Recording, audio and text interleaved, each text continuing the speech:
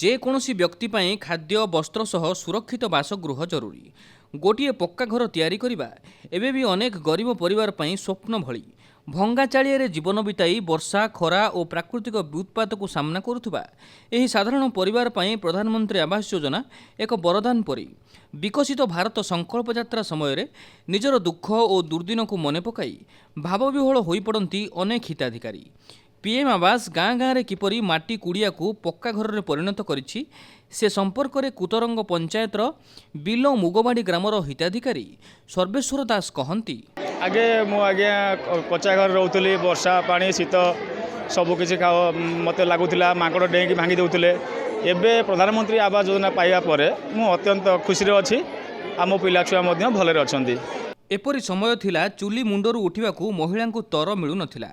काठ पतरर धुआंरे आखि भरी उठुथिला। किंतु केंद्र सरकारक उज्ज्वला योजना से लुहकू पोछि मुहरे आनिला हस।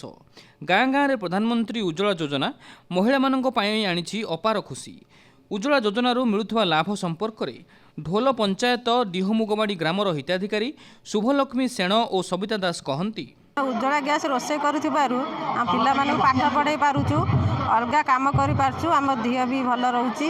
आमे आगुरु बहुत असुविधा चुली रे रोषे करथलु आ बहुत जाला फुटारे भारी समस्या दतला। कौनसी काम भी करि पार नथलु।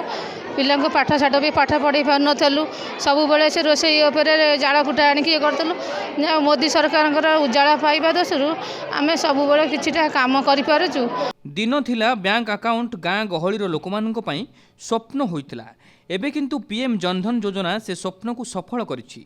गाँ गहलीर गरीब गुरुबा बैंक रे एही योजना रे अकाउंट खोली पारिछंती बोली कहंती ढोल ग्रामर कमला विश्वाल। सर्वप्रथम भारत सरकार को मोदी सरकार को धन्यवाद देवी जे एमती एक अकाउंट खोलछन जहाद्वारा साधारणतः ग्रामीण स्त्री लोक मैंने जे कि गोटे अकाउंट खोली पार नथिले यही संस्था द्वारा जीरो बैलेंस रे गोटे अकाउंट खोलिक सरकार तरफ जेतिक सुविधा सुजोग आगक मिलूची से अकाउंट माध्यम साधारणतः स्त्री लोक मैंने पाई पारुछन। चाषी मुहरे हस फुटाई पारिछि प्रधानमंत्री किसान सम्मान निधि योजना। गोटिए पर गोटिए किस्ती रे चाषी को मिलूछि आर्थिक सहायता। चाष कामर आर्थिक दुश्चिंता होइछि दूर।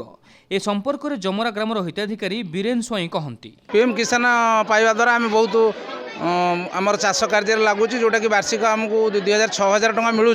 से 6000 मिलवा द्वारा आमर चाष कार्य सार औषध ए बाबद में सहयोग पाऊँ। अर्थ आसवा द्वारा बहुत चाषर उन्नति होची।